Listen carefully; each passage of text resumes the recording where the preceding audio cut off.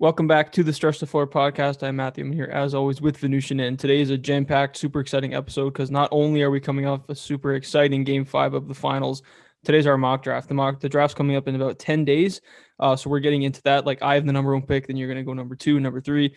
So I don't know who your picks are. You don't know who mine are, so that's going to be really fun. But first, Game 5 of the finals.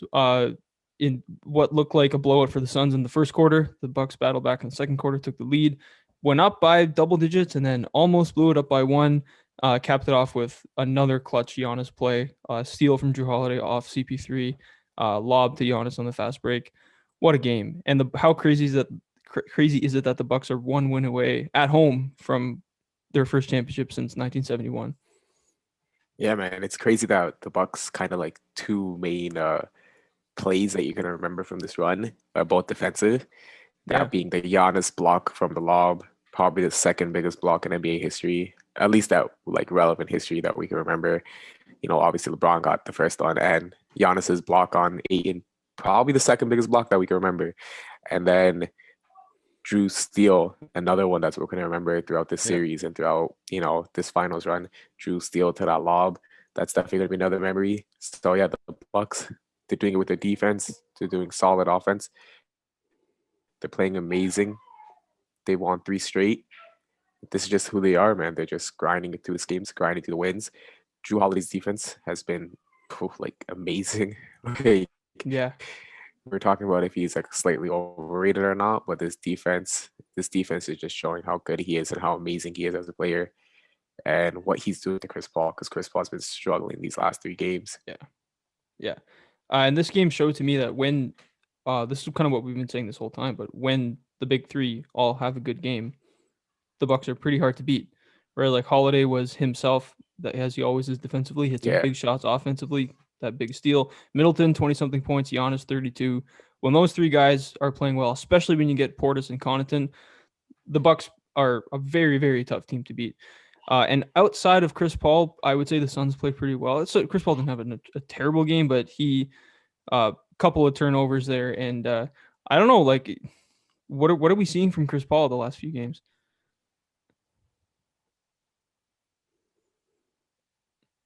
something that we would never expect a veteran to have, and that's he's nervous. Like you could tell, like the way his passes are, it's a little too high. It's not perfect. Like the chest, like passes we expect from Chris Paul. Like he's clearly and he's throwing it up. He's throwing it wide. He got unforced turnover in game four Yeah, where he went behind the back. Like, why would you do that, right? Like he's showing nervousness, and it's just something that we've haven't mind. Like it's been so long since we've seen Chris Paul show this type of nervousness and not like the steady presence, right? So yeah, man, like it's just something yeah, that especially kids that are younger than us who are like 16, like they've never seen Chris Paul not be an stout leader, right? So yeah, it's something that's shocking, but it's something that's expectable too, man. Like there's so much pressure for him because he wins this ring.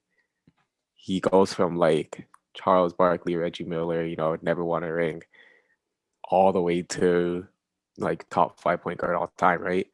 yeah. So it's just a lot of pressure on him, and I want to say he's cracking on the pressure, but game three and four, definitely was pretty bad. Yeah, well, I mean, I expected the Bucks to win both those home games, so I'm going to give him a little bit of a pass on those, but I Yeah, did expect a better game from him in game 5. The series is far from over. Um, yeah, but it's pretty interesting how Devin Booker had his two best games of the finals in game 3 and 4, and they were both losses. It kind of sucks that those games are going to kind of be forgotten in history, because they obviously lost them and they're in position to lose the series. yeah. Devin Booker's been amazing, man. He's definitely elevated himself like to that like superstar level player. And after game one and two, when we came out and did this pod after two games, we're kind of like unanimously saying, man, if the Suns win this, Chris Paul is getting their Finals Yeah, MVP. But now after all this, like these next three games, I think we have to unanimously agree it's Giannis and Devin Booker. Like those are the guys yeah, that are going to get Finals MVP. Those are the guys that are just every single day. It doesn't matter. Like obviously, Devin Booker had that bad game three, but game four and five, he was he had dropped like 40 points, so Yeah. made up for it. But yeah, like these guys are every day, they're playing consistently well. It's just they're waiting for other guys to step up to determine if it's a win or a loss. You know what I mean? Like Devin versus Giannis, it's always going to be 40 versus 40. And it's just who else, the others, can they step up and beat the other teams, others? Yeah, we're not getting those 30, 20 point campaign games anymore, No. as we were in the first couple of rounds. Cam Johnson hasn't been. He had that one really good finals game. I think it was game two, but he hasn't really done too much since. But it's the same story for the Bucks, right? It looked like the role players were going to have an all time terrible game last night, It's quarter but one. then Portis and Connaughton showed up and a couple other guys. So yeah, this series really just comes down to which role players are going to hit their threes and which ones aren't. Because Giannis, we know what we're getting from him. We know what we're getting from Booker. Usually CP3, and usually Holiday and Middleton. It just comes down to those role players, the Lopez's, the PJ Tuckers, and all that stuff. So the series is far from over. But if the Bucks do close it out, let's say they close it out in 6, even if it goes to 7, and Giannis is 26 with a Finals win, a Finals MVP, 2 MVPs. What is it? 2 Defensive Player of the Years, One defensive player of the year, one Defensive Player of the Year. I forget how all-star many MVP. how many All NBA teams, like 4 or 5 All NBA teams, Yeah. All Star MVP. This has to be up there with some of the best 26-year-old resumes in the history of basketball. Yeah, he has a ring before LeBron. LeBron got his at like 28 and like 17 days or whatever. 28 years and 17 days.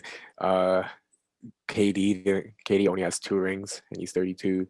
Uh, Michael Jordan got his ring past 26. You know what I mean? So I don't think Giannis is ever going to reach those all-time numbers that MJ and LeBron reach. 30,000 points and stuff. Just because Giannis wasn't as good, his first couple years. But like when we're talking about rings, accolades, and everything, we can't predict the future. And I know a lot of people are like, "Oh man, this year, blah blah blah, asterisk, asterisk, asterisk, whatever." I understand that and everything, but you can't predict the future, right? So at 26 years old, Giannis Antetokounmpo has a GOAT level career at 26. It just didn't have this hot start that the other ones had, but it has more accolades than most 26-year-olds. So at 26-year-old, Giannis Antetokounmpo is in the same tier if he wins this ring as Kareem, LeBron, and Michael Jordan, which is crazy to say. It's crazy to say. And the thing that this finals and this playoffs has showed me that even when he usually is putting up 30, but even when he's struggling a little bit, he is the best defensive player in the league. Yeah, Like you said, like defensive plays are going to be the most remembered plays from the first 5 games of the series. Um, and just the two-way presence that he is, and like he's going to be winning more Defensive Player of the Years. He's going to yeah, be, if he wins this championship, like he might be back in the MVP conversation, right? Like yeah, that voter fatigue might be lifted off. So that, like, who knows where his resume is going to go from here? He's not even in his prime yet. He's only 26. yeah. And like he got a lot of criticism these past couple of years for like the Kawhi series when the Raptors went on their championship run. Why isn't Giannis picking up Kawhi, full court? Like why isn't he guarding him? Even two series ago, not 2 years ago, to just 2 series ago when he wasn't guarding KD, right? It's like why isn't he just guarding Kevin Durant one on one? Kevin Durant just dropped 50 points. Like come on. But we've shown, we've learned, we've seen Giannis as like this free safety defender where he's kind of just like roaming the paint and switching on everything. It's just next level. Like it's doing something that no one else in the NBA can do. Like his speed matched with his length just makes him this incredible free safety type defender where he's just disrupting everything and changing the flow of the game and just like saving his teammates. And it's going to be historic. We're going to talk about Giannis as a defender. I don't know if we're going to talk about him as an offensive player because he's kind of just like Shaq, where someone like, man, it's impressive to watch, but it's not something that you can emulate or try to do again, right? But his as a defender is going to be historic. It's going to be iconic, and I just like that people are going to start appreciating now after he gets that ring. Yeah, and even if the free throw shooting doesn't improve, which in this final series has been better than the rest of the playoffs, if that doesn't improve, Yeah, if he doesn't develop a jumper, we're gonna remember him as probably the best help defender of all time, the all best time. Yeah, free safety defender of all time, and a 30 and 13 guy on offense. Even if he doesn't get any better, he's gonna be going down as like one of the very, very top Hall of Famers, like the inner circle of Hall of Fame players, if his career continues like this. It's crazy. Yeah, like he's already entering that like D Wade level type of career. So at 26, which is insane. As long as hopefully he stays healthy, because obviously when you're that big, a lot of injuries get associated with the players that size. Yeah. Hopefully he stays healthy. Hopefully he keeps it up, and hopefully his free throw shooting is like when he's at home. Like Yeah. hopefully that home versus away split stops happening. But I think when he gets that confidence of a championship lifted off his back, that Yeah. burden, I think his free throw shooting will naturally improve, and we could see like a 70% Giannis season Yeah. next year. No, I totally agree. And speaking of health, I honestly I don't know what to expect, but I mean the Olympics is coming up. I don't know if he's going to be Yeah, playing for Greece with that I don't hyperextended think so. knee. Like I Yeah, would recommend against it, but like we it's your know country, him. right? Him and his brothers have like extreme national pride. So Yeah, who knows what we're going to see there. But if he does play in the Olympics and puts on the show in the Olympics, this could be like one of the most memorable seasons of like in recent history yeah, for one for player. sure. Yeah, I guess on the flip side, so I don't want to talk about what it would mean for Chris Paul to lose this championship, but he's on the brink of losing it in what feels like is probably his last chance. I don't want to ever rule it out, but this feels like his last chance and his best chance ever to win the championship. If he does end up not winning this, does it affect his legacy? I think it inevitably does, because if he doesn't win it, he's probably not a top 4 or 5 point guard like we're saying. He's still like up there. But if he does win it, he solidifies himself as like a top 4 to 5 point guard of all time. yeah, and I don't want this like label of playoff choker being associated with him, but it is going to be associated with him. Like that's just what happens. Even though he's been playing amazing every single series since like '09, right? It's Yeah. not like it's either been injury or Chris Paul played amazing. Like he never lost because he was playing bad, right? Yeah. But that's what happened to Charles Barkley. Charles Barkley had incredible runs. Uh, he was either injured or a player was injured on his team. And guess what? He got labeled as someone who doesn't want to win, someone who didn't push hard enough. You know what I mean? It's such an inaccurate label, but that's the label that was thrown on him. And it took like 30 years for that label to get removed, right? Like the Inside NBA doc and all that stuff had to come out before that label got removed. So it's going to be tough for Chris Paul to shake this playoff choker label, which casual fans are going to put on him. And his haters are going to put on him because, Chris Paul is an annoying player to go against. But it's going to be hard to get that label off him, and it's going to suck to see that label being pushed on him because he should be in the top 5 all time like point guard rankings. Yeah. But if he doesn't get a ring, you can't put him there. Yeah, it's just unfortunate. Someone has to lose this series. Yeah, If Giannis lost the series, the playoff choker stuff would label be gets on coming at him. him. It's on Yeah, him. If it's Chris Paul, it's on Chris Paul. Even if Chris Paul didn't even struggle in this series and lost, he would yeah, still get that playoff choker label put on him. Maybe yeah, not right away, but like down the road sometime. So it's just yeah, unfortunate someone has to lose.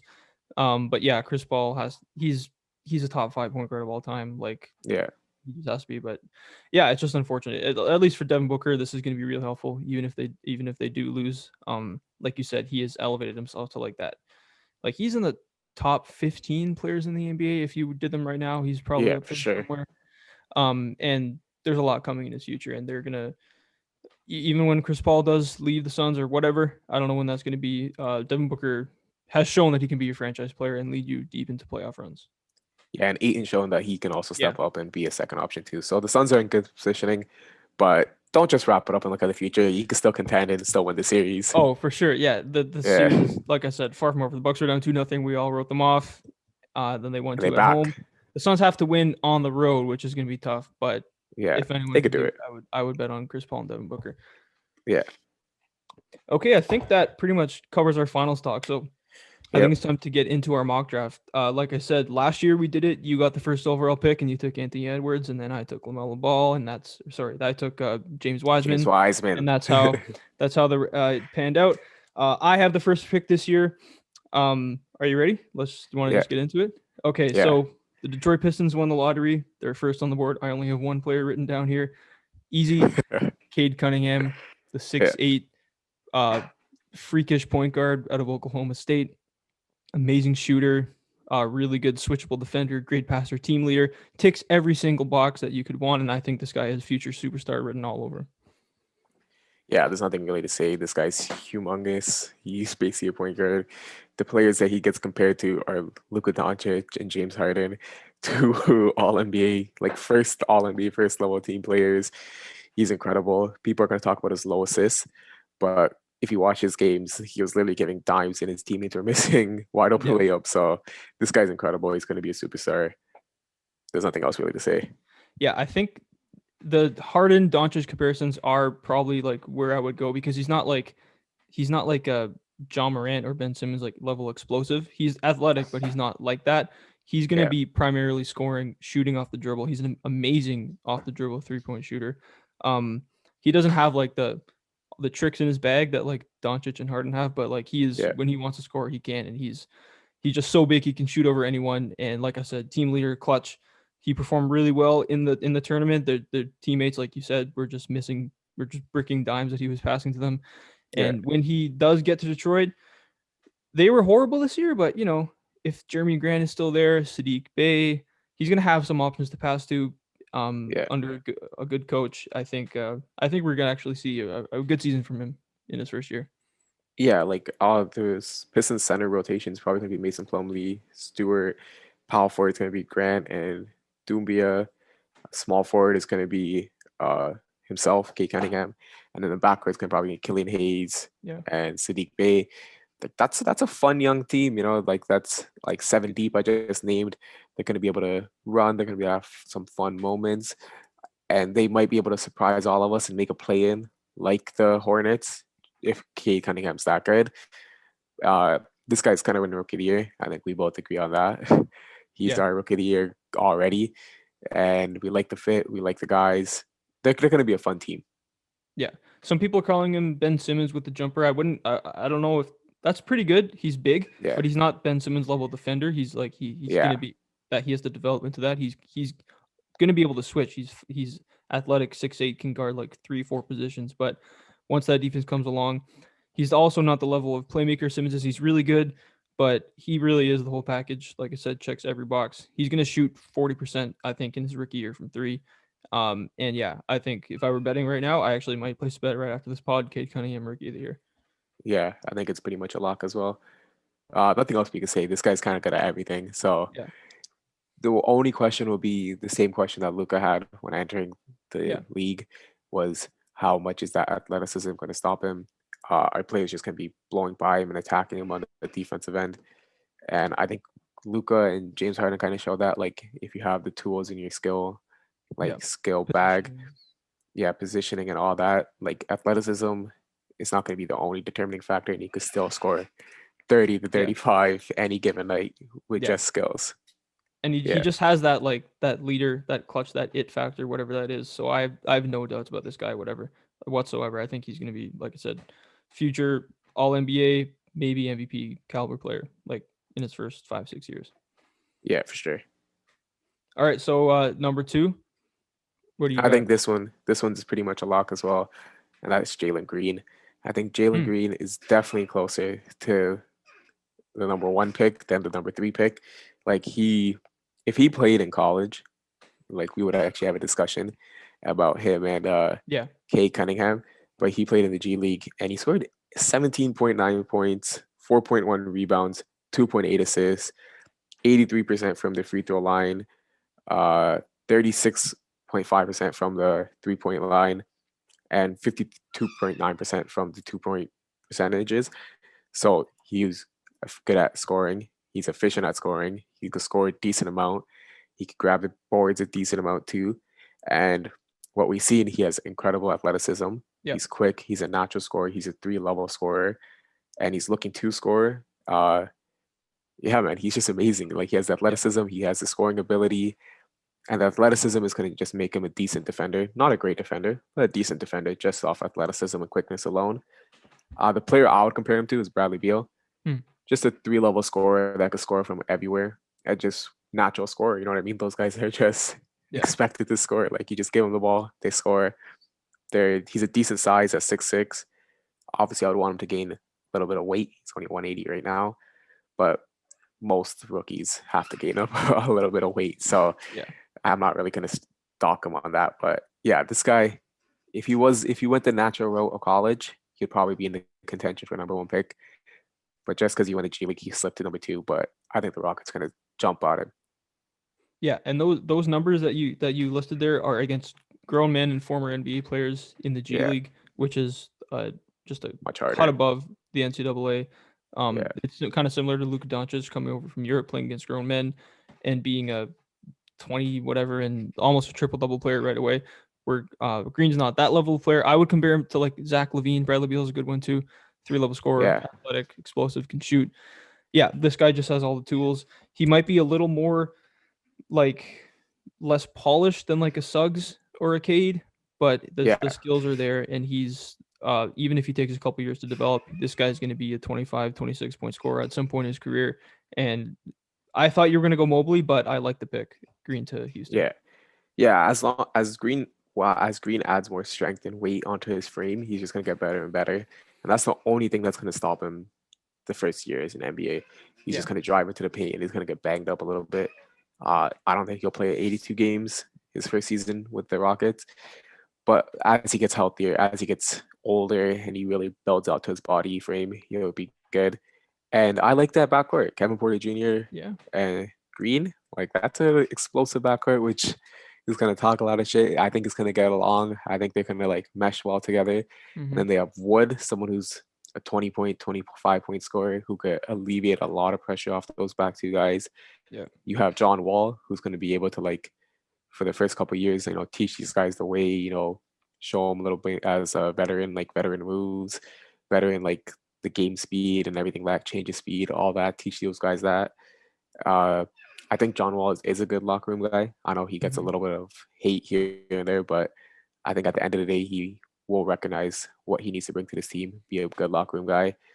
And then you just have Kevin Porter Jr., Green, Christian Wood, Tate. Tate. Yeah. You having a fun little team.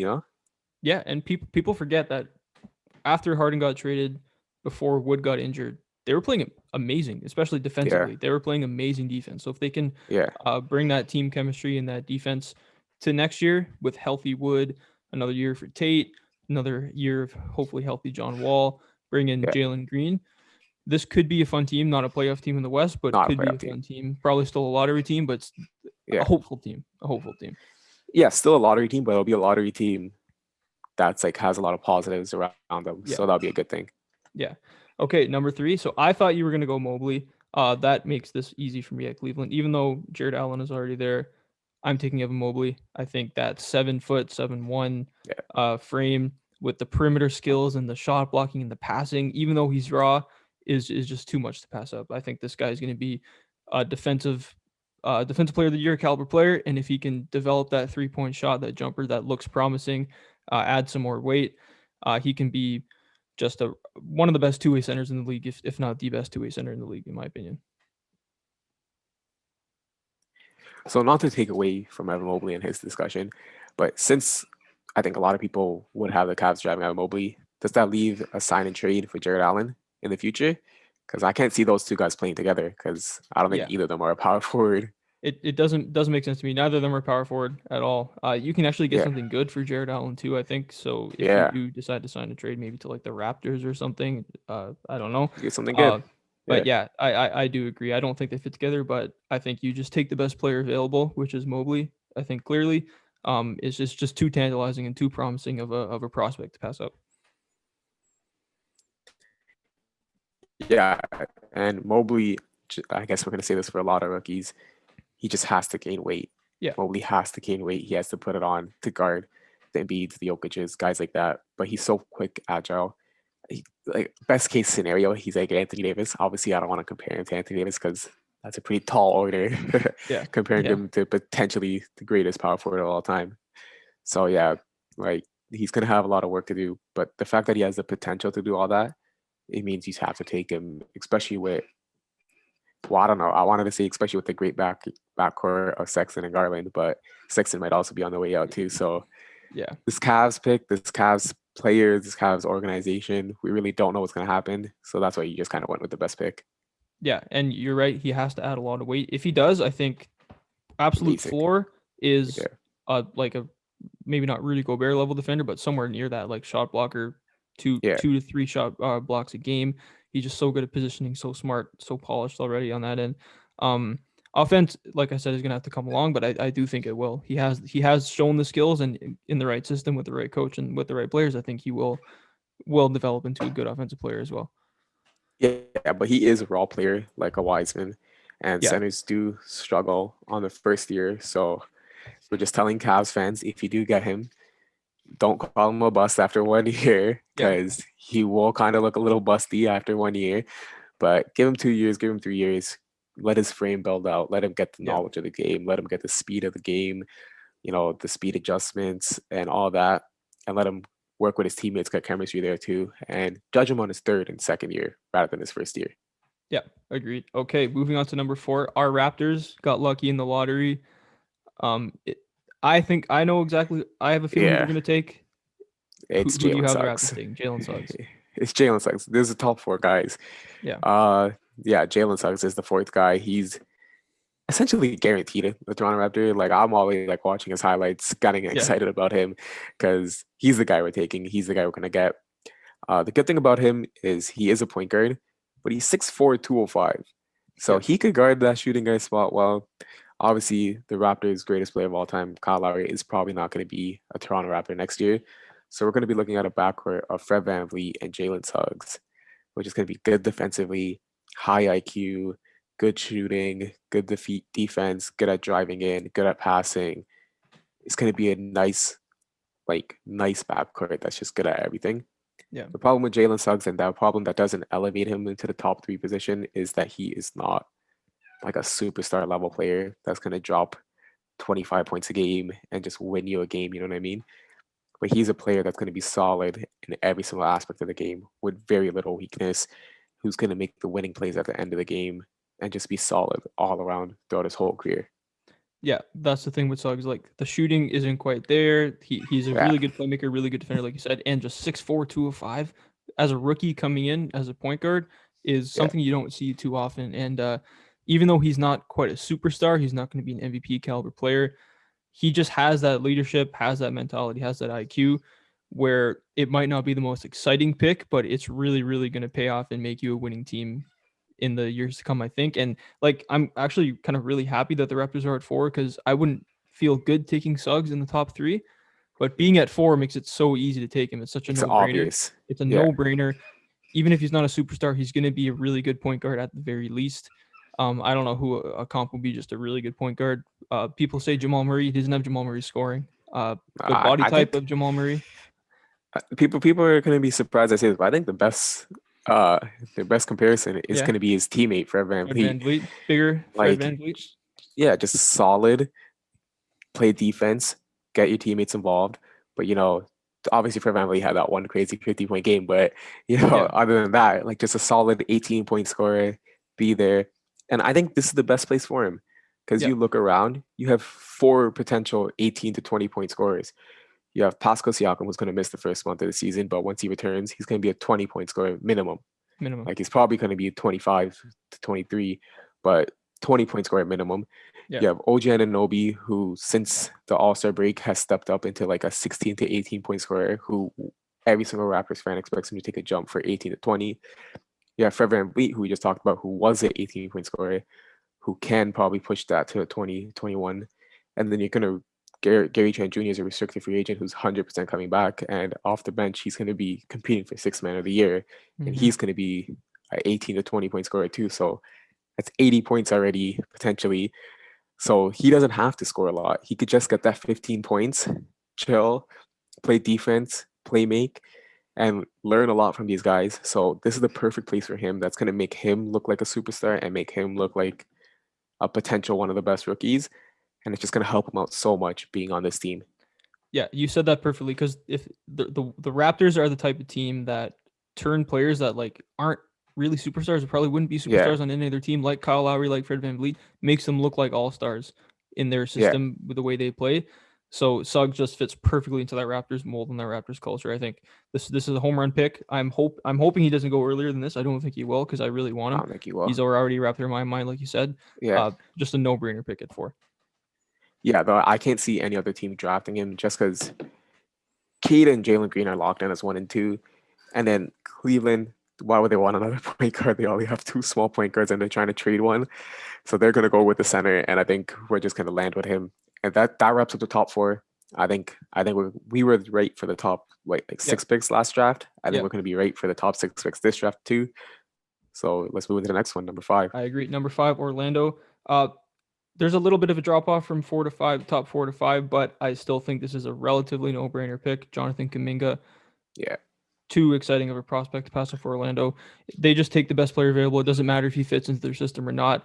He's a 6'8" wing, super athletic, going to be a really good yeah, defender. Has the offensive skills, a little bit raw, but he could be one of the best wing players in this draft. Probably the best wing player in this draft, if you unless you don't count Cade as a wing. Or and so yeah, whatever. He has the tools and the athleticism to be one of the best players in this draft. yeah. So the Orlando Magic traded Aaron Gordon, and they're kind of getting Aaron Gordon back. Yeah, A solid defender who's not the greatest shooter, who's insanely athletic. That's basically Aaron Gordon, and that's basically Kuminga. And Kuminga, hopefully, he ups that shooting because we've seen Jonathan Isaac and Marco Fultz not be the best shooters. So hopefully, Kuminga could improve on that shooting, and hopefully, this Orlando Magic team has enough shooting to be consistent. But right now, they're not trying to be good, right? They're just trying to yep, get the best players, see who becomes a superstar. And this guy has the most potential outside the top 4 to be a superstar. So it's a no brainer, obvious pick. And people don't understand how athletic and good this guy is already. He's 6'7, 220. yeah, Like he is going to be jumping through roofs. He's a physical force in the G League. Just freakish athleticism. It's going to be insane. Man, we're going to see some crazy highlights from a Jonathan Isaac block leading to like faults alley oop to Kaminga. Like there's going to be some crazy highlights on this team, especially with like veterans like Terrence Ross who want to slam it on mm-hmm. you. Or RJ Hampton is going to try to do something crazy like a step back three. Yeah, They're gonna Mo Bamba has crazy athleticism too. Like they're gonna try to do some crazy stuff, and it's gonna be fun to watch. yeah. Just like an athletic running team that's gonna always just be in the break. Yeah, exactly. You listed off their core there. It doesn't fit together like the most Crazy, obvious yeah. way, but athletes everywhere. They could be a really good defensive team. They could be. Defensive, yeah, And like Aaron Gordon is the perfect comparison. We saw what Aaron Gordon can do in the right system in Denver. yeah, Before Murray got injured, he looked amazing defensively, just doing his part defensively, being amazing, and then playing his role offensively, using what skills he does have. That's the role for Kamiga. I think he can be even better than that. He's so athletic, and he's going to be such a good defender at the very least. And then if the shooting yeah, comes along, if the ball handling and stuff continues to develop, he could be a star. yeah. And then he's what 6'7", 6'8" with a 6'11" wingspan, so he's gonna be good at guarding threes and fours. And then he's got probably the best 3-4 defensive player, like one of the Yeah. best defensive players helping him, right? Isaac's Yep. gonna be like, I'll guard like LeBron or AD, you guard the other guy, you know what I mean? He's gonna be Yeah. helping him, he's gonna be giving that advice, he's gonna be giving him the tips and tricks, where to look, how to keep focused, how to read plays and all that. So he's getting the best teammate possible for him to really elevate his career into that next step and Yep. that next stratosphere. So this team really was bad last year, but you have to remember they're getting Fultz, Isaac, this pick, and another top 10 pick. So they're not going to be way better, but they are going to be way more exciting to Yeah. watch. Definitely. Way more interesting to watch. Yeah. And that brings us to the number 6 pick. And And I think number 6 is also a lock. I think the top 6 is kind of guaranteed. And mm-hmm. then 7 is where you can have your personal opinion. But that's because at 6, Scotty Barnes, Yeah. he has to go there. 6'9", 225, probably a power forward. People say he can play small forward too. I think he's pretty much a power forward due to his lack of shooting. But yeah, just that size, man, and that defense, he's just gonna make him a lock. Like 6'9", 225, good wingspan. He's not gonna get pushed around. He's gonna play great defense. He's just not gonna do anything on the offensive end for the first little Yeah. bit. But this is OKC, right? Just like what we mentioned with Orlando Magic, they're not trying to be champions or contenders next year. They're trying to just get the best player, let him learn, and he's gonna do his thing. Play defense. And his comparison is obvious. A lot of people are talking about it, and that's Draymond Green. Oh, I thought you were gonna say Pascal Siakam. Okay. I don't think he has the offensive game of Pascal Okay. Siakam, But just Draymond Green, right? Just because he's so good defensively and he's just going to be guarding everyone. He's going to be doing that thing. And in which Shea, who could just score, Yeah. facilitate, and do everything on the offensive end, he's just going to fit in nicely. Dunks, defense. That's about it for the Yeah. first year at least. Yeah, this is a no-brainer pick for OKC. I agree with you. He's really really raw, but like you said, defensively he's there. He obviously needs to add a little bit of weight, but he's going to be a Yeah, switchable Draymond Green, Pascal Siakam type defender, at within a year or two. And then he's a really good playmaker, really good passer. He knows like he has a yeah, good offensive IQ. He just can't shoot. He just can't shoot at all. He's yeah, horrible at shooting. He needs to tweak his form. If he doesn't, that comes along, he could be uh like maybe not a 23-point scorer like Siakam is, but that type of player, stretch the floor with his shooting and then use his IQ to make his teammates better and get the points that he can. But yeah, Draymond Green role playing beside Shea, if he can give you any shooting at all, that's a win. But yeah. he has so much potential, and he's so athletic, Crazy. is so fast and so smart at his age that it just makes Yeah. this a no-brainer for OKC. Yeah, 6'8", 7'2" wingspan, 9 foot standing reach, big hands, good frame, already 227. Plays physical, uses his size advantage well. Plays with good energy, Yeah, quick off the ground and finishes above the rim. Can dribble and drive with either hand. Big strides and covers a lot of like ground with each stride. He's just a good fundamentals, good size, good athleticism. He's a project player. Don't expect him to win Rookie of the Year, but expect him to be good 2 years, 3 years from now. yeah, for sure. And I agree with you. I think that is how the top six is going to shake out. Yeah, I think we're gonna, unless we see some sort of trade. There's been talks of Houston wanting to move up for Cade. Unless we see something crazy like that, I do think this is how the top six is going to go. And then yeah, after six, it gets a little more subjective, like you were saying. Seven is the Warriors. Who knows if they're going to actually be picking their draft night? yeah. But 7. if they are, I'm taking Davion Mitchell. Kuminga and Barnes would be other players I would look at, but if they're gone, I like the Yeah, Davion Mitchell fit. I think he can help you right away. Amazing defender. He was the best guard defender in college. He won the Defensive Player of the Year. Shot 44%, which was a huge improvement from his first 2 years. Now, was that a fluke? I don't know. Maybe because he doesn't shoot the free throws that well. But he's really athletic, really explosive, team player, leader. Like I said, make shots, amazing defender, cuts off the ball, good passer. I think he can just fit perfectly into that Warrior system, and he can actually be a rookie that plays for them and helps them right away. yeah. The thing with Davion Mitchell is that report just kind of threw me off. That Warriors report where it said half the franchise was Yeah, in on him and half the franchise was out on him. So I think he is going to slide. I think he's going to be a slider on the draft day. But what he's done and what he's shown is definitely worthy of that seventh pick. He has what the best college season last season. yeah, I know other people had better stats and stuff, but I mean like just getting from becoming like not a nobody, but much less scouted to what he did and getting all the attention on him and doing what he did was very impressive. You know, we were watching the college games and we were like, man, Jared Butler is getting no talk because yeah, this kid is kind of just stealing all his yeah, like shine, right? Like he's doing that well. So I hope he does well. This is probably the best pick for any prospect. They're having their fingers crossed. They're like, oh man, please let me go to the Warriors because yeah, Steph Curry, Klay Thompson, just all that spacing for you. Draymond Green throwing dimes right to your head. Like, oh man. And then like yeah. it's just such a good spot to be. You know, you have so much spacing, you have such good playmaking into your hands. You're gonna be best. Any rookie is gonna be able to do good here. Yeah, it's just hard to tell because you're kind of picking your seventh best prospect Yeah. rather than team fit because none of us expect the Warriors to be drafting here come draft day. That's the thing, because like you said, I actually do think he if the Warriors don't take him, he will drop. I think just that report that came out, Yeah, his age, 23-year-old doesn't make sense for any team in the top 10 except the Warriors, unless yeah, if they actually are taking him to use him. But yeah, realistically, like you said, even if they don't trade the pick, they're probably just going to take the most exciting prospect available so that they can trade that later down the yeah. road with Wiseman or whatever. But if they are taking this player to play, I think the well-rounded 23-year-old who's going to know his role and be able to help you right away makes sense. Uh, the thing is, he improved his stock so much from the tournament. Was that just a hot 2-3 months?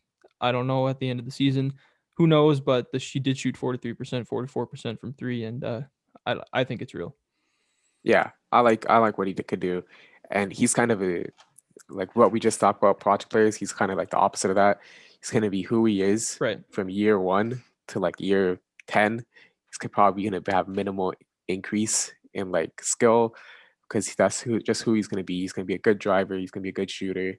Yeah. Uh, People are not gonna like this description on him because I'm not that high on him, but Mm. he could be like a TJ McConnell, where he's Oh just like wow. a good driver, a good shooter, a good defender, and he's just a good backup point guard, and that's all he is. I think that's who he's gonna be coming to the NBA.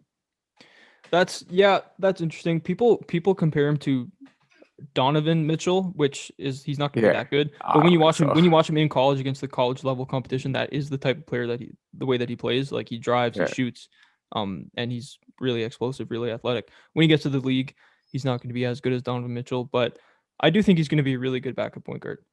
yeah, He's going to be able to shoot, really good defender. Like I said, he knows his role. He's going to be good at shooting, defense, and driving and playing as a team, knowing his role. You're probably drafting a guy who's going to be a backup point guard, but yeah, he's still a really good player. yeah. Uh, so I guess we can move on to the Yeah. next So pick, we're back to Orlando Orlando Magic's. at 8. Uh, this is the guy that I was thinking you're gonna draft, and that's six foot Okay. six, 205 shooting guard Moses Modi. Okay. He's just big, man. Like this guy is just big, and you might be like, oh man, his athleticism and his foot speed isn't all there. I don't think it's as bad as people are trying to make it out to be. Like I don't think he's slower than James Harden. I don't think he's slower than Luka Doncic.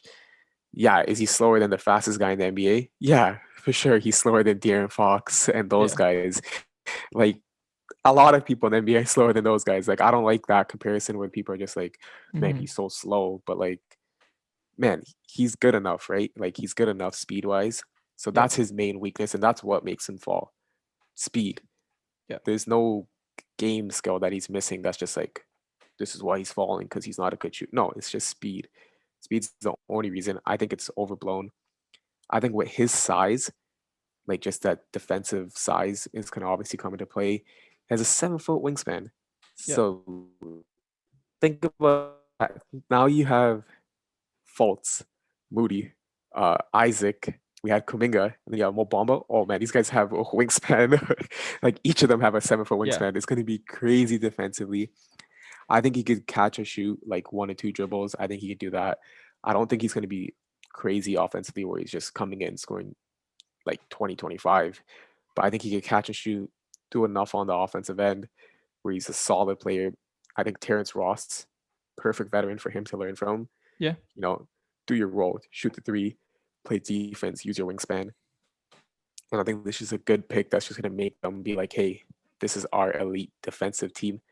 Let's go. Let's roll with it. And that's the guy I like with him. My comparison for him would be a shooting guard, Robert Covington. Hmm. Yeah. Because, like, I don't think he's going to be a great one-on-one defender, but I think a good team defender that could shoot threes pretty well, Robert Yeah. Covington. Shooting That's guard, Robert Covington. that's a good comparison. Just Yeah. a lot of people saying OG Anunoby. He's not as fast as OG Anunoby. Yeah. But like you said, defensively, Robert Covington's a really good comparison. I'm not worried about his foot speed. Yeah, maybe he's not going to be like locking down guards, Yeah. really quick guards, but he's going to be at least a really good team defender. Yeah. Big frame, just ready to play in the NBA, I think. And he can knock down the corner threes, the spot up threes, and he has shown flashes of other offensive skills if those come along at all. He Yeah. could be like a really good 3-and-D plus player, fits perfectly into Orlando's system. Looks like a really good defensive team in 2-3 years. Yeah, for sure. Yeah. Okay. So I do agree with you. I think he is the seventh best prospect. He just Yeah. for the Warriors, like I would rather take David Mitchell, but I do agree that I really like Moody. Moody, I think he's the seventh best prospect. So that brings us to the Sacramento Kings at 9, and with Barnes and with Moody off the board, I like Keon Johnson. I think Keon Johnson's a really interesting prospect. He's about 6'5", Yeah, So super athletic, a little bit raw. He didn't start playing basketball till like 15 or something, uh, but he has shown signs of perimeter shooting. He's kind of like Anthony Edwards almost in how explosive he is driving to the rim. Decision making is a little bit all over the place, but you're getting just a super athlete who has shown signs of perimeter skills, and if those can come along, I think he can be like a star. To be honest. yeah, and give him because we don't know if Buddy Hield, Holmes, Bagley are going to be on this team, but we know two player 100% can be on this team, Yeah. and that's De'Aaron Fox and the guy that was about to win Rookie of the Year who got third, and that's Tyrese Halliburton. And Yeah. those guys are leaders, and that's exactly what Keon Johnson needs. Someone to control him, not control him, but help him Yeah. emotionally and help him like just on the floor, you know what I mean? Like calm down. You know, he needs a leader to win him because we've seen him make emotional mistakes, just get a little too frustrated, a little too into it. But he has such a good like athleticism. Yeah. I would rank him probably a 10 out of 10 at Yep. athleticism. Yeah. Like he's going to be great. And at 6'5", he's kind of they're going to want him to play small forward. Obviously, currently he's not going to be able to do that because he's just too skinny. He's probably like Yeah. what 185 right now. I think he's listed at. But Yeah. 185. I think from like Insta videos and stuff, it does seem like he has gained already like 20 pounds. Yeah. So even at 205, he's still probably not going to be able to be big enough to play small forward. But as he gets older, as he gains that weight, when we have a when we have a game of like Fox, Halliburton, Keon Johnson, that's a good 1, 2, 3 Yeah. thing for the Kings. Yeah. I think like a comparison for him is just picture Anthony Edwards, but make him even worse at decision making, even worse at like just And like like an the inch taller. a little bit taller. Anthony Edwards is already raw coming in, but make him even more raw. But Yeah. I think he can be that type of player. He can like with how athletic and strong he is, and if he adds weight, he can just get to the line pretty much whenever he wants. He's going to be such a good driver. The shooting and stuff comes along. He could be a 3 level scorer, Zach Levine type, Anthony Edwards type. Yeah, and the best thing about him, he's not a good shooter right now, but the Kings are going to put him on the bench, right? Yeah, They're not going to start him. So he's going to have time to add weight, to add, make that 3 point shot more smoother. And he's another player that's going to be, hey, don't expect him to be great the first year. yeah, Don't call him a bust. Give him some time, man, and judge him on his second year. Don't judge his kid on his first year. yeah, 100%. I think, and that takes us to number 10 at the Pelicans. Who do you have going there?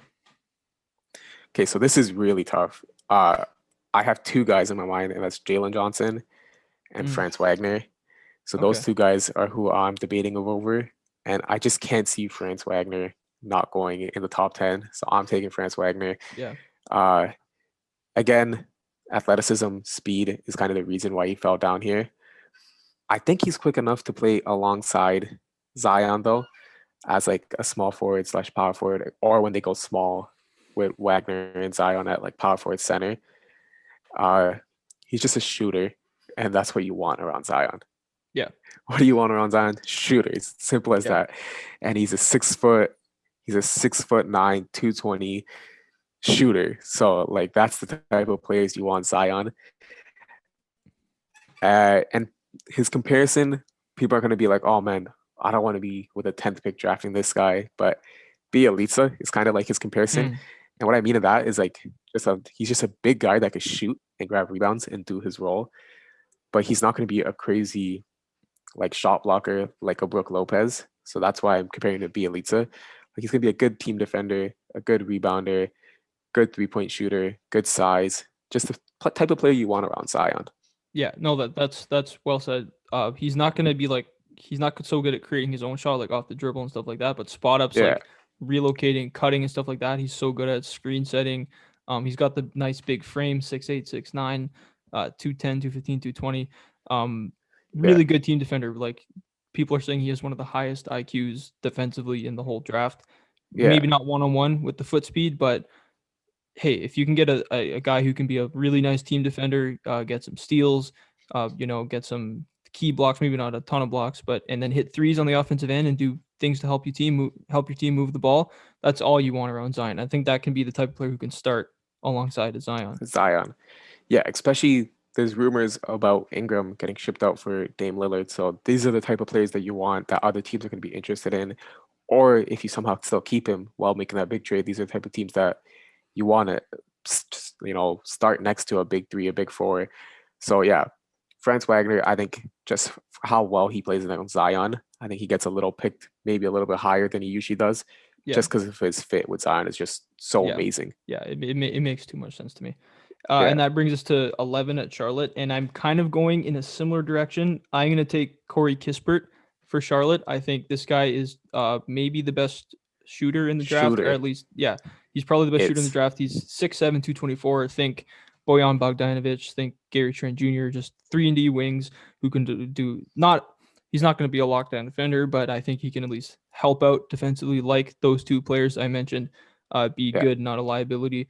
Shoot threes, do a little bit off the dribble, make smart plays. He just knows his role, and he's going to fit perfectly alongside LaMelo Ball. And that's just the type of player I think that you're going to want to build around LaMelo Ball. Yeah, so another player that's been heavily linked with him is that center, that's international center, Yeah, Alperen Sengun Sengun. or whatever. I don't think he gets picked that high. I'm So with you. Charlotte fans, he's not getting picked 11th. But look at Charlotte trying to get back into this draft with, a couple seconds, couple thirds, like around Yeah, that 29, 30 range. Look at them trying to aggressively get back into the draft to try to get that guy. But he's not going 11th. And Corey Crisper, he's a guy he's just a shooter, man. yeah, He's just imagine Kyle Korver, JJ Redick with like 2 more inches. Like that's who he yeah, is. He's 6'7", and he's just a knockdown shooter. There's yeah, nothing else with his game yeah, besides shooting the ball. That's yeah. all he That's it. does.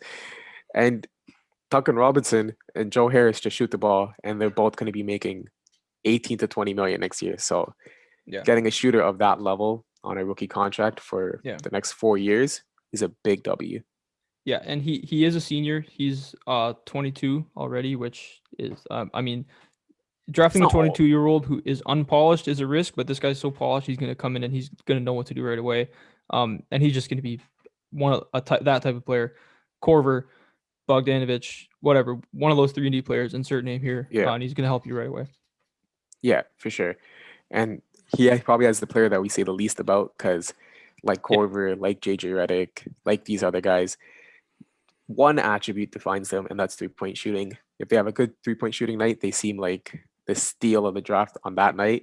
yeah, And if they have an average 3-point shooting night, they seem like, oh man, why do we waste such a high pick on him, right? yeah, But he's gonna help win games, and he's exactly what this team needs off the bench, just a knockdown shooter. exactly. He's not the most exciting pick at 11, but you're not going to regret it if he does pan out to be what he probably looks like he can be. Yeah. Okay, so now who do you have going at number 12 to San Antonio? So this is San Antonio. And San Antonio, what we know about them is they have an excess of guards. So they're going to be looking at someone big. They were probably looking at Franz Wagner too, but he's off the board.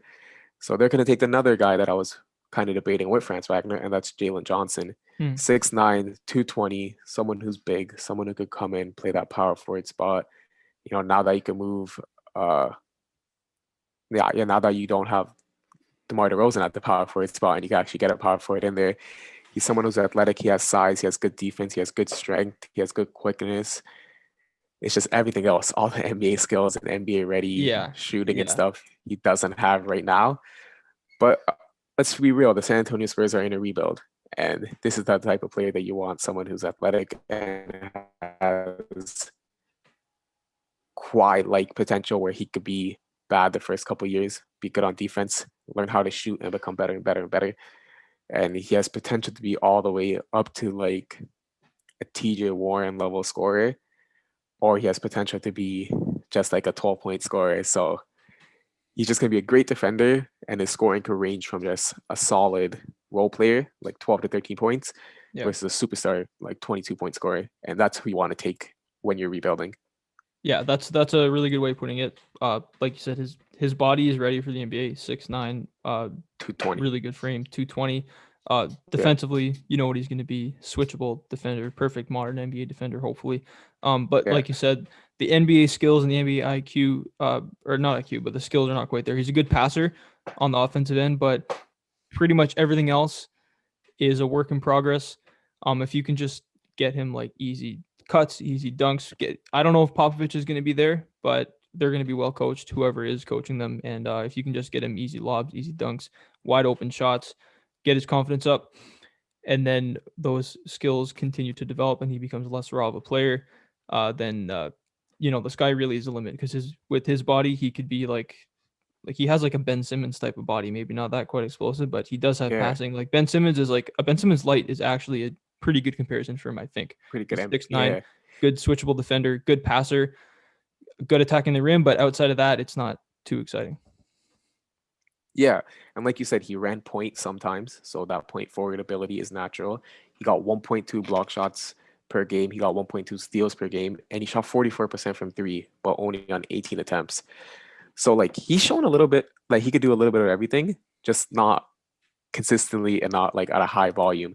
Right. So a team like San Antonio is going to pick him. He's probably so happy because he knows what happens to San Antonio players and how good they become. Mm-hmm.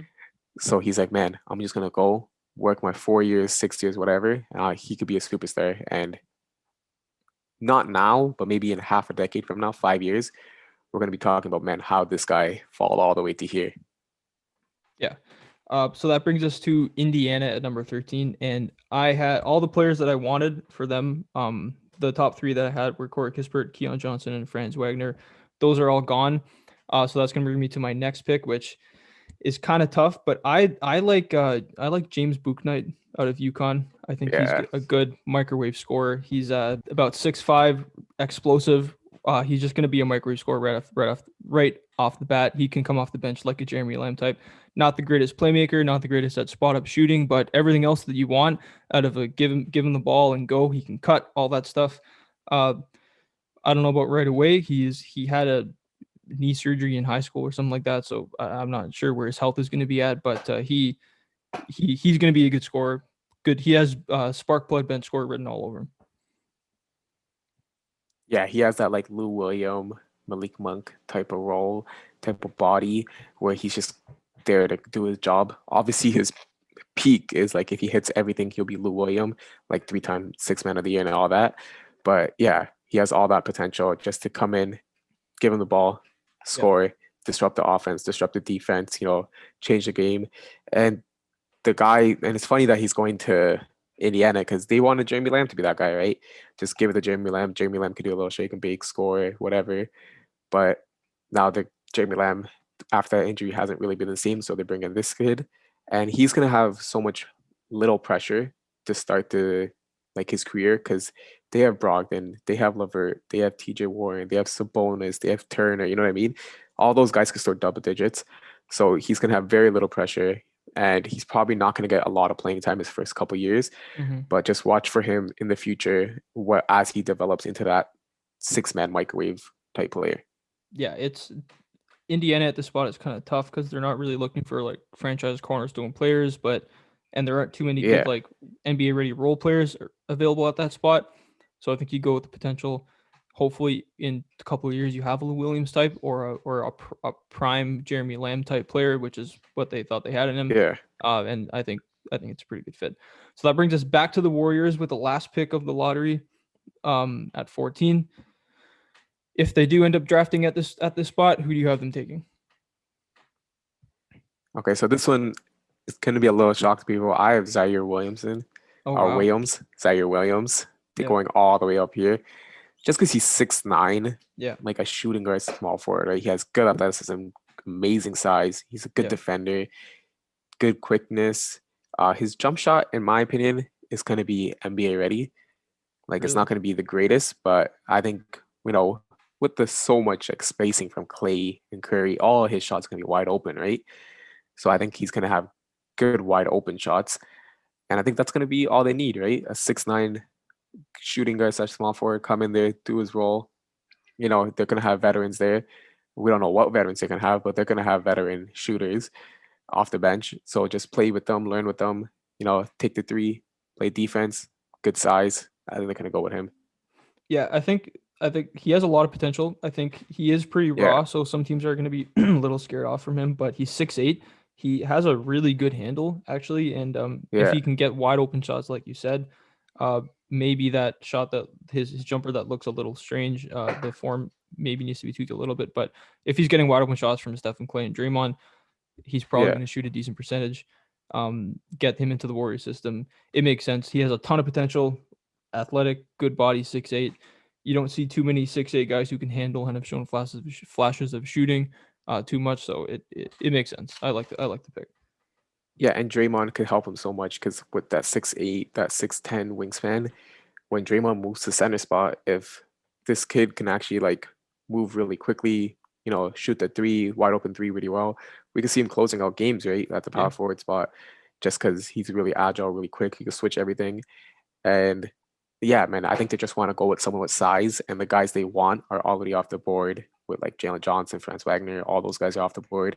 So they just picked another guy that's yeah, has that 6'9" body frame that's really quick and could potentially shoot really well.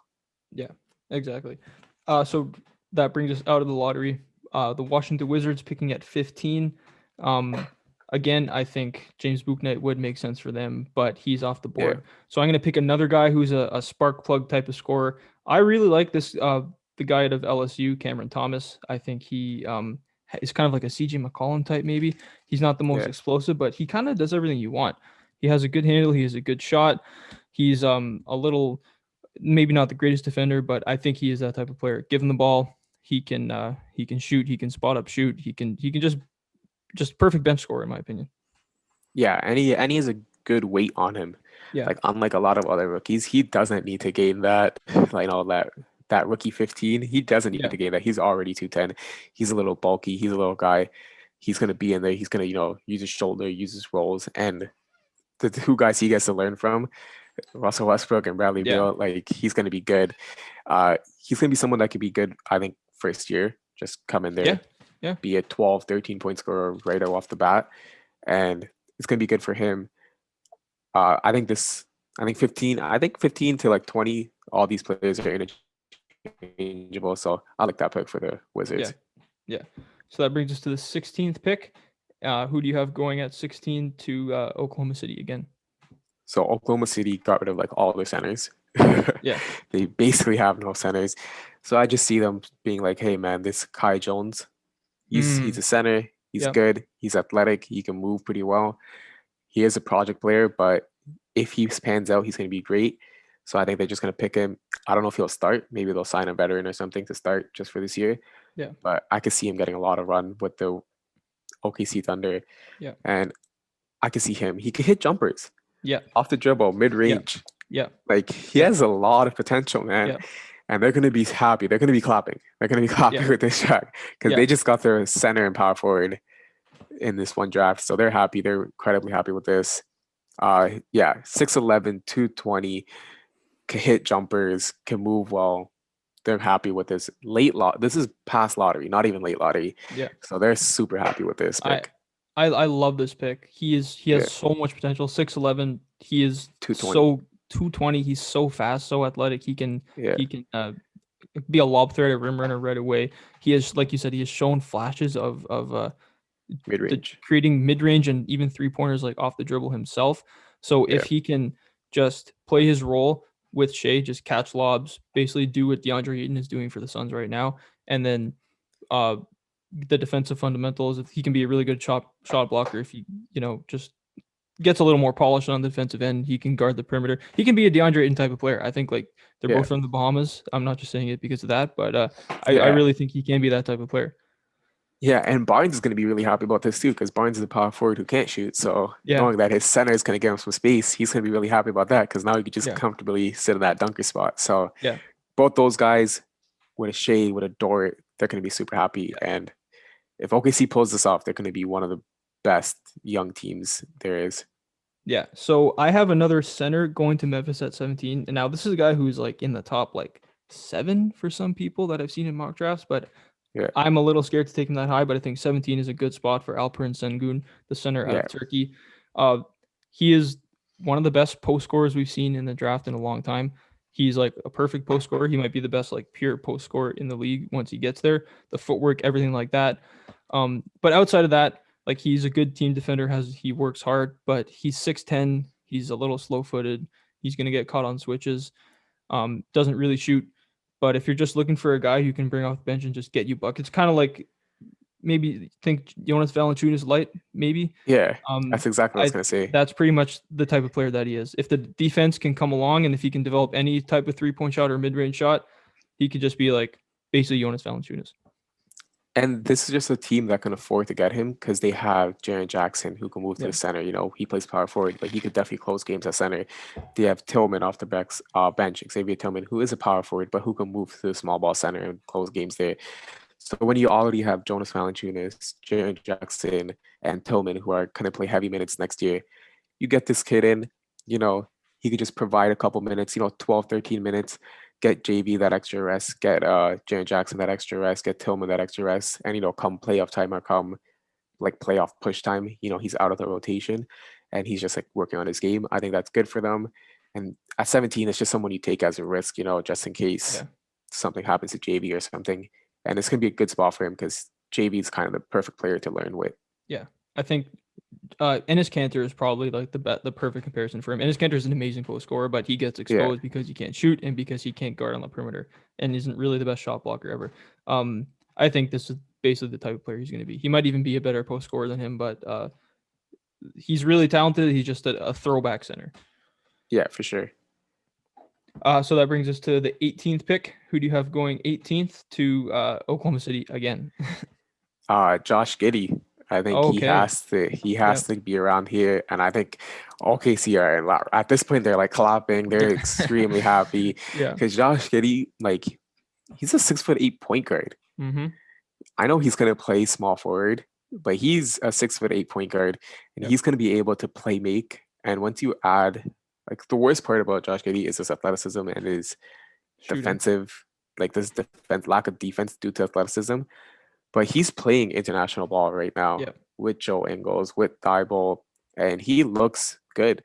So I think as he gets better, as like a bench player, he could do really solid. Even as a starter, I think he could be really solid. But he's just someone that has so much potential that if he has a decent shooting jump, he could Yeah. be a great bench player. And I think just his size alone, that's it's going to be intriguing enough just to get his size on this team and see what he can do. And he's a good like off the court player, right? Yeah. We see him with Australia and everything, and he's always working hard. He's always pushing himself, and I think that's the type of player you want on these young teams, players that are super motivated and super smart, kind of. So Yeah. like that's what you want to, and he's just a player that OKC's going to be like, hey man, he might not be the next like superstar or whatever, but he's just a player that's going to help our team and help our progress. Yeah, he's a really interesting player because he's like you said, 6'8". He's really good length, amazing playmaker, good Yeah, like crafty with the ball, finisher, all that stuff. It's just that he's got like a skinny frame, so defensively he's yeah, not like the greatest right now, and he only shot 29% from three, yeah. with like a little bit questionable shooting form, but. If that shot does improve, if he can make the defense honest, make them not have to basically just go under every screen, and if he can punish them for that, he could be really good. Like even if he's just coming off the bench for them, I think this is a really good pick for them. They have these risky boomer bust type of players Yeah, like him, like Poku, like I don't know, Maladin. yeah, Theo Maladin. They just have so many of these guys, and if one of them just pans out to be what we thought they could be, then OKC is like it looks like a really good team. Or even if they don't pan out, that looks like a solid bench. Maladin, Yeah, Josh Giddey, and Poku. Like that looks yeah, like a solid three bench. And now we're talking about starters with Shea Dort, Kai Jones, and Scotty Barnes. Now you combine that with a decent bench with Maladin, Giddey, and Poku, and you have a really, really fun core that's gonna potentially be good very, very soon. yeah. And that brings us to the Knicks picking at 19. I'm gonna take what I think is another really good spark plug scorer, and that's Trey Mann out of Florida. I really like this guy. He basically does everything you want. He's not the most athletic. He's not gonna blow by you with the first step, but he does everything else. He has a shot. He has a handle. He can get to the line. He can create his own shot, play it within the team. Um, Maybe not gonna be the best defender because of his frame and size and everything like that, but I think he's just a guy you can throw him the ball, be a really good bench scorer, and help out the Knicks. Yeah, so I had 2 point guards going back to back, and I thought you were gonna pick this guy for the Hawks. I guess I'll just go into my Hawks pick, and Okay, that's yeah, Miles McBride. I thought you were gonna pick him, and then I was gonna pick Trey Mann for the Atlanta Okay. Hawks. Okay. But both these guys are kind of similar. They're both like the point guards that are just solid, gonna be backup point guards, solid, come in, good athleticism, decent shooting, just do their jobs. You know what I mean? Uh, yeah. So both those guys, there's nothing really much to say for them. They're both kind of backup point guards, Yeah. good shooters, good defenders, uh, good bursts. So yeah, Miles McBride is who I'm going for the Atlanta Hawks at 20. Yeah, I like that pick too. Just back on Trey Mann for a second. He shot Yeah, 40% from three. yeah, He amazing. 83% from the line. Only 3.5 assists a game, but like we know those assist numbers maybe don't reflect the truth in college with the level of teammates you're playing with. 16 points a game. I think this guy can, like you said, really good backup point guard. Probably a more scoring focused backup point guard, but good size at 6'4". I like it, and I like your pick with McBride too. Like you said, Yeah, just perfect bench point guard written all over both of them. yeah. So I think Uh, it's back at you at 21. back to the Knicks again at 21, Yeah, and this is a tough one because I want to take Jared Butler because I think he is probably the next best prospect, but it doesn't really make sense to take him and Trey Mann. yeah, But yeah, I'm just gonna take Jared Butler. I think he's a really good prospect. I think he's another good scoring guard. He's kind of well rounded. He doesn't really have too many weaknesses in his game. It doesn't really make sense to take both these guys, but if one of them pans out to be a really good backup point guard, even maybe a starting level point guard, I think Jared Butler could be that type of player. Um, it makes sense to me. yeah. I think Jared Butler got a lot of his time stolen from him from his Yeah, teammate Don Davion Mitchell. But you have to remember, Jared Butler was the leading scorer. He yeah, was that guy, right? yeah. He was the guy putting the bucket, the ball in the Forty-five net. percent from three. Yeah, and he Forty-five was percent. shooting well. So Yeah, expect him to be more of a NBA ready player right yeah, now. yeah, Unlike these other guys we're naming, he's just gonna come in there, shoot three, do his job. Uh, don't expect the Knicks to really draft both these players. I would be surprised. I yeah, expect them to package this and move up or yeah, trade for a veteran. So don't really get this team associated too much with these prospects. These are kind of just players that we like a lot at that position. yeah. Like you said, Jared Butler, he's probably the most NBA ready of those backup point guards. I said 45% from three. I made a mistake. It was 42% from three. But still really good. Um, yeah, just body wise, he's NBA ready. He got his shine stolen from him by Davion Mitchell. If it weren't for that, he'd probably be maybe a little bit higher in big boards and mock drafts, but just really solid NBA style point guard. Pretty well rounded, Yeah, ready late in the draft. yeah. Okay, so 22nd pick is the Lakers. And where did the Lakers go with this pick? So their Lakers are looking for someone who could play right now, and we all kind of understand that. So they're picking the senior out of Oregon, Chris Durante, or I have Mm, no idea. yeah, So yeah, yeah, he's just Duarte. someone who could shoot. Like he's going to be able to shoot. He shot. Let me get his 3 point percentage right now. He shot 34% from three. 2019, 2020, and then 2020, 21. He shot 42.4% from three. So that was a huge jump, huge Yeah, increase. He's becoming a better 3 point shooter. And that's what he's going to do for this team. He's going to come off the bench. He's going to shoot the ball when needed. And that's about it. yeah, The reason he fell no, so much is because he's old. Like yeah, he's a senior, he's an old player. His advanced age paired with his, not the greatest athleticism is going to make him just an average NBA player, just a good shooter. And when you have LeBron James and Anthony Davis, that's all you want. You just want a good shooter. You don't really care about anything else. So expect this to be kind of a lock. I don't see any teams above him, above the Lakers taking him. Like they're going to probably go with a little more higher potential guys. So the Lakers going to just kind of be locked in with the guy yeah. before the draft even starts. Yeah, no, I like this pick. Like you said, he's just a shooter, pure shooter. Yeah, Think Danny Green, maybe not as good as defensively Danny Green was in his prime, but just yeah, think that type of player. He just not an exciting pick, NBA ready player. Honestly, he probably would have played for the Lakers like actual minutes for them this year, even in the playoffs, yeah, like if they had him, because he's just that good of a shooter. yeah. I like this pick, really solid pick. So that brings us the Rockets picking again at 23. And I'm gonna go with another point guard, Sharif Cooper. I think he's 6'1", he's only 180, which is obviously a little scary. He's gonna get targeted defensively, but he's an amazing playmaker. Just he Yeah, averaged 8.1 assists this year in college. He yeah, basically does everything you want out of a point guard when it comes to playmaking. he can't shoot at all. He shot 22.8% from three this year, and I watched Yeah. a few of his games, and he doesn't even really take a pull up. He just like dribbles to the spot and stands there and takes a set shot, and it's really weird. His shooting really needs to be overhauled, but his playmaking is so good without shooting. He was such a good playmaker. If he can develop that at all, he can be just a really really good playmaking backup point guard. Yeah, and the Rockets obviously have another player that's not that kind of a shooter in John Wall. So that's to someone to learn from. He's going to be able to teach him like, hey, we don't have that shot, but you could be using your body's language, your vision and all that stuff. So John Wall's going to be a good mentor for him, and he's just someone that could come in and just be a good like backup point guard, Yeah, and he could really learn from John Wall, get a lot of experience from the G League, and really just yeah, help that young core that the Rockets are building right now. yeah. He's going to be a G League player. I think actually, well, yeah, he probably will be a G League player, and I think Yeah, that'll be good for him. He's yeah. So that now we're on to the 24th pick of the draft, and the 24th pick goes to Houston again.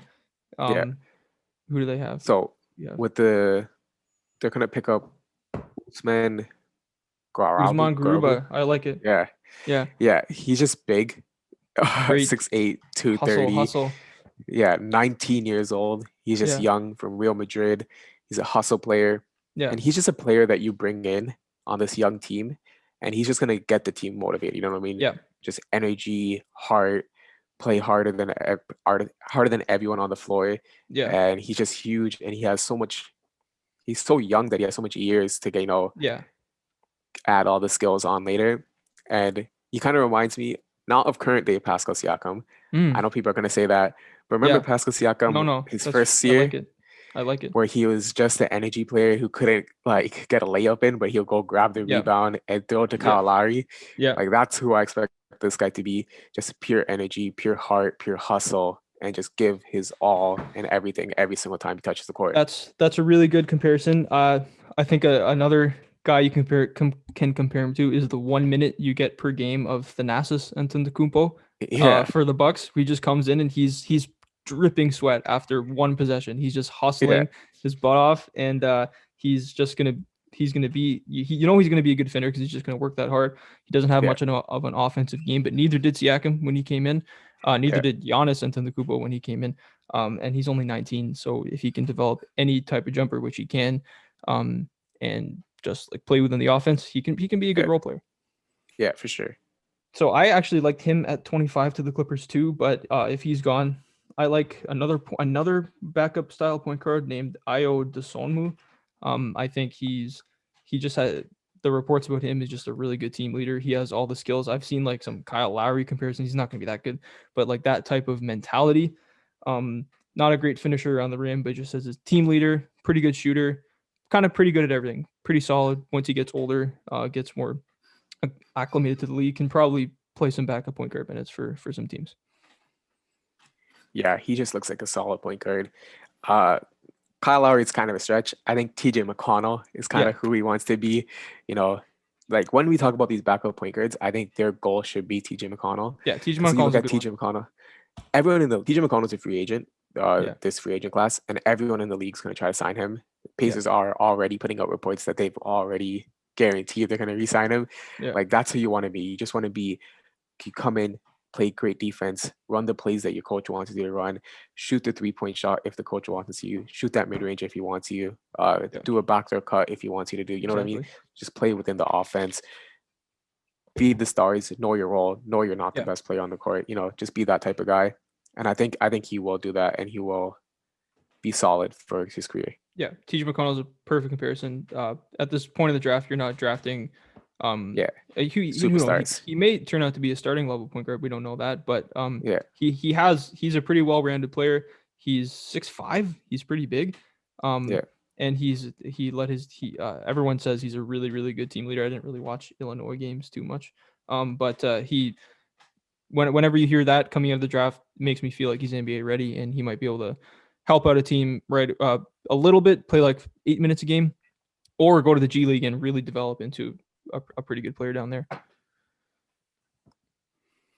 yeah, for sure. Yeah. And that we're almost to the end. Picking at 26 is our second favorite team, Denver Nuggets. Are they finding a hidden gem down here, or where are they going if they do hang on to this pick? I think they're just going with size and athleticism, and Mm, that's Isaiah Todd. He has that okay. all written over Yep. him.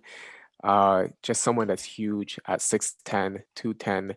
He's just gonna be running around there trying to grab lobs, trying to grab defenses, blocks, trying to grab steals, and he's probably gonna play a little bit of backup center, a little bit of backup power forward when he can. Mm-hmm. Obviously, they have Jermichael Green and Paul Millsap as backup power forwards already. Uh, who knows if JaVale McGee comes back, but if he does, he'll be the backup center.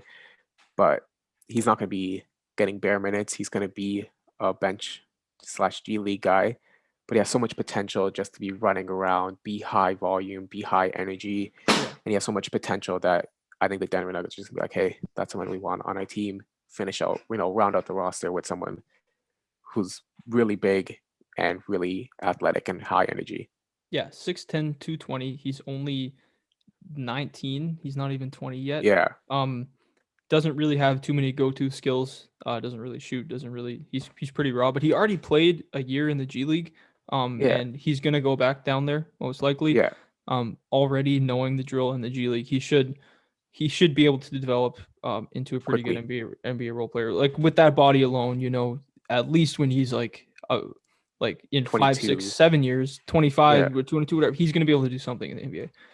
yeah, for sure. I'm going with a similar type of pick at 27 to Brooklyn. I actually really like this center, Day'Ron Sharp. He's really big. He's like 6'10", 6'11". He hustles. He's another hustle player. He's actually agile, can kind of guard out on the perimeter. The only thing is this guy cannot shoot whatsoever. He can't hit free throws at all. But he has kind of all the old school throwback big skills that you want, except he doesn't have a post game. But lob threats, rim running, can actually probably develop into a pretty good versatile defender. I think this is kind of a home run pick at 27 for Brooklyn. Yeah, for sure. I think he's just big. I think Yeah, that's like, he's just if you big, describe him, he's but he's just kind of big. fast. And He's a little fast. Yeah. yeah, and what do you want if you're Brooklyn? Like you already have all those Yeah, guards, right? exactly. You just want someone big, and if he hits and he's just miraculously really good, W. And if he doesn't and he can't get into the rotation, we're still NBA championship favorites. You know Yeah. what I mean? Yeah. So yeah, they're just gonna take someone big. Yeah. We don't know who's available at that spot because obviously maybe if Isaiah Todd's available, they just go with him. But Yeah. they're gonna pick up someone big. We just whoever is big available, they're gonna get. Yeah. And that Yeah, brings us to the third last pick of the draft, 28 to the Sixers. yeah. I think Trey Murphy, the fact that he fell to 28, is gonna be kind of a shock.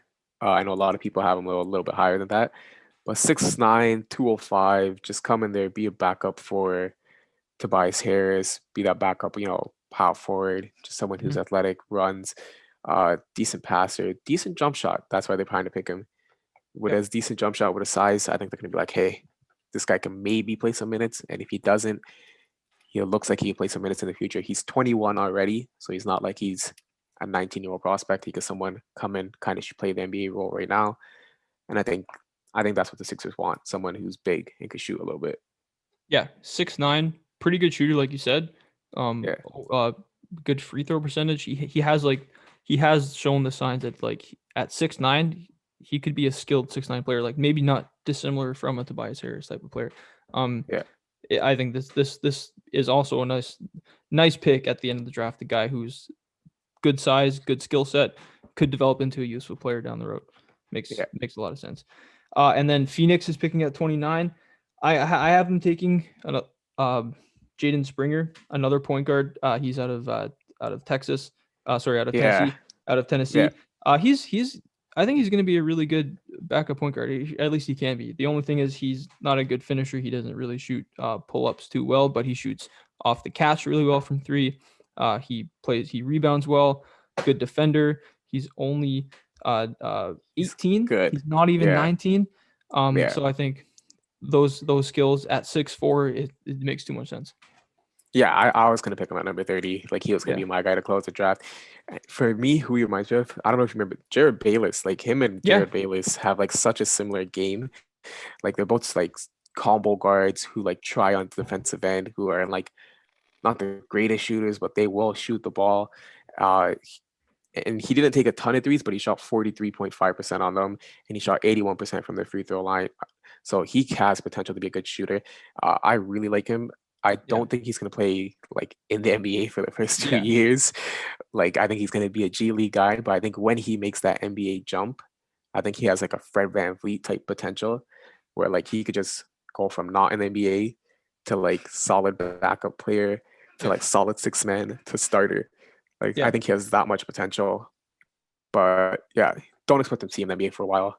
2 years from No, no, now, I agree we with you. might hear Like him. taking him in the top 20, like he sounds like a really good prospect to take, but I wouldn't feel good taking him in the top 20, like for those Yeah, reasons that you listed. Like he's just not ready yet. But at 29 at Phoenix, this is too easy of a pick. You just stash him in yeah, the G League for a little bit. He develops the defense, the pull up shooting, just gets acclimated to the professional game, and he has all the tools to be like even a starting level point guard. He's 6'4" and he has like a Fred VanVleet level skill set. He could totally be a 10-year, 12-year NBA player for sure. yeah, for sure. And then And to end it off, the Utah Jazz at 30. yeah, I think they go Sharif Cooper because they really want a point guard. I was gonna I go. already I took Sharif Oh, you Cooper. picked Sharif Cooper? Yeah, for Houston Um, at oh, 23. my bad, my bad, No my worries. bad.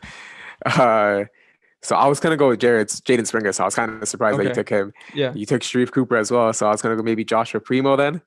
Okay.